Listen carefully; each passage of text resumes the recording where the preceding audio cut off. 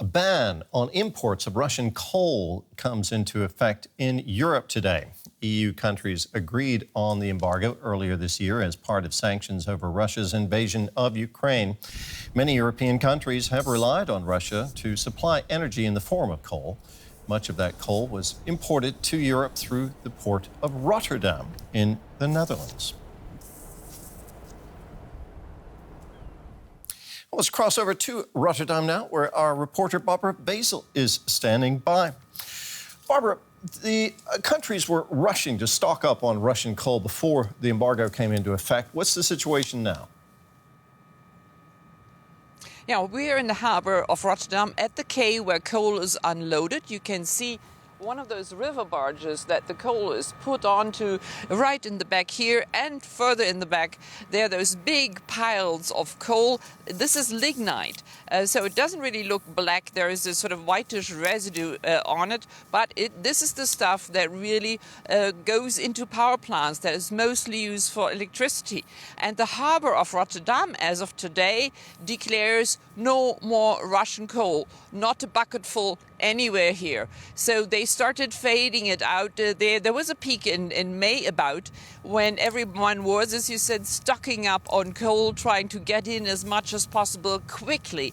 But now it has gone down to zero. All the freighters that used to be way outside of the harbor have been unloaded over the last 2-3 months, and now it's all gone. No more will be coming in because European countries say, and of course the harbor of Rotterdam needs to enforce that this is the end. The embargo starts as of today, and they have to find coal from different suppliers.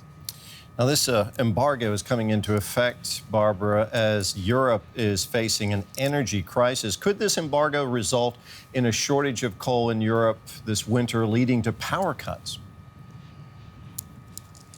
Yes, indeed, it's a possibility because there are several factors sort of working together here that are negative for the supply of energy to Europe.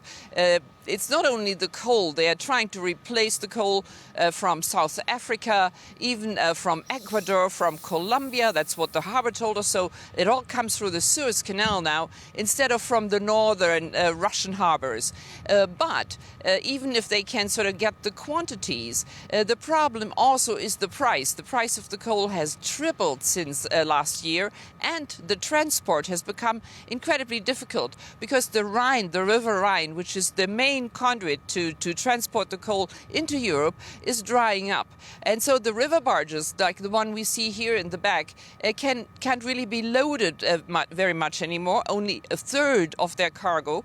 And so a lot of barges have to go, which again increases the price. And it might be difficult for up to the winter to get enough coal in to supply the power plants and, of course, the steel industry that uses coal. Now, not all EU countries are exposed to this to this embargo quite as much in terms of their loss of coal supplies. Which countries are going to be most affected by this coal embargo, Barbara? Yeah, again, it was Germany, as was the gas. Germany imported 14 million tons of Russian coal even a year ago, and about half of their imports came from Russia, so they were extremely reliant. Now they have, of course, started, since the beginning of the war, they have started to replace this coal from other sides, but as I said, it's a question of the price. It's becoming it used to be a cheap fuel, it's becoming very expensive now, and they do have to find other places. The Netherlands, even where we are now, they imported Russian coal. Poland, which has its own mines, they had to step up mining within Poland, to increase production there. They were quite reliant, and Italy. So these were the main import countries, and they all really have to find new suppliers, and they really have to sort of step up imports in order to make it through the coming winters. Barbara, thank you very much. Our reporter Barbara Basil there in Rotterdam.